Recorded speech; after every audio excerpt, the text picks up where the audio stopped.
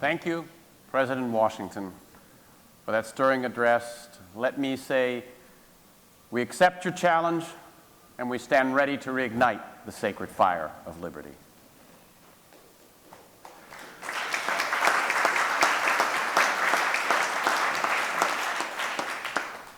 In the 18th century, when President Washington made a formal appearance, his own military band didn't play Hail to the Chief, as they do today. They played Hail Columbia.